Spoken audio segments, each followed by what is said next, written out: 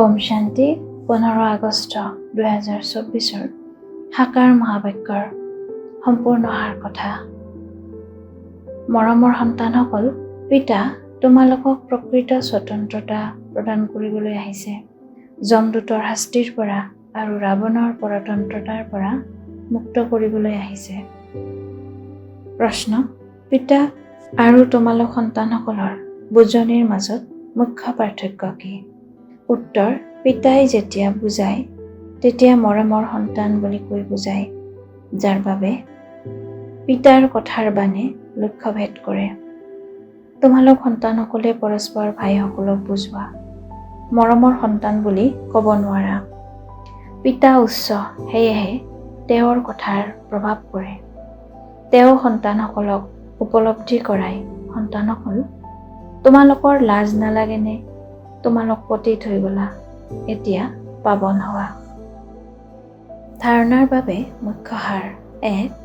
এজন পিতাক পাইছা, সেইকাৰণে কোনো কথাৰেই চিন্তা কৰিব নালাগে।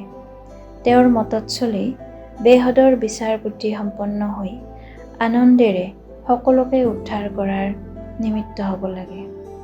2. যমদূতৰ শাস্তিৰ পৰা ৰক্ষা পাবলৈ, প্ৰকৃত স্বতন্ত্ৰতা পাবলৈ পাৱন নিশ্চয় হ'ব লাগে। জ্ঞান উপাৰ্জনৰ উৎস, ইয়াক ধাৰণ কৰি ধনৱান হ'ব লাগে। বৰদান: জ্ঞানৰ লাইট মাইটেৰে ভুলক শুদ্ধলৈ পৰিৱৰ্তন কৰোঁতা জ্ঞানী আত্মা হয়। জ্ঞানক লাইট মাইট বুলি কোৱা হয়। য'ত লাইট অৰ্থাৎ জ্ঞানৰ কিৰণ থাকে যে এইটো ভুল, এইটো শুদ্ধ, এয়া অন্ধকাৰ, এয়া কিৰণ, এয়া ব্যৰ্থ, এয়া সমৰ্থ। গতিকে ভুল বুলি বুজি পোৱা সকলে ভুল কৰ্ম বা সংকল্পৰ বশীভূত হ'ব নোৱাৰে।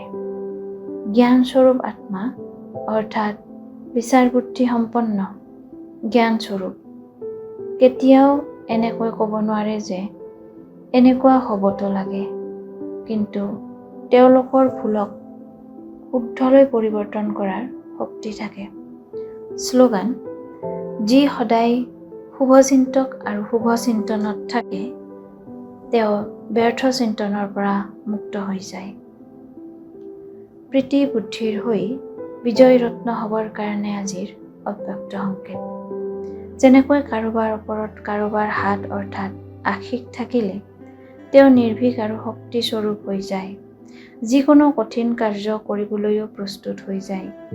এইটো ৰীতিৰে শ্ৰীমদৰূপী হাত সদায় নিজৰ ওপৰত অনুভৱ কৰা, তেতিয়া কোনো কঠিন পৰিস্থিতি বা মায়াৰ বিঘিনিলৈও ভয় নকৰা। হাতৰ সহায়েৰে সাহসেৰে সন্মুখীন হ'বা, এয়া সহজে অনুভৱ কৰিবা। চিত্ৰবোৰতো ভক্তসকলৰ মস্তকত ভগৱানৰ হাত দেখুৱাই, গতিকে তোমালোক সন্তানসকলৰ মস্তক অৰ্থাৎ বুদ্ধিত যদি শ্ৰীমদৰূপী হাত আছে, তেন্তে হাত আৰু সান্নিধ্য থকাৰ বাবে সদায় বিজয় হৈ থাকিবা। ওম শান্তি।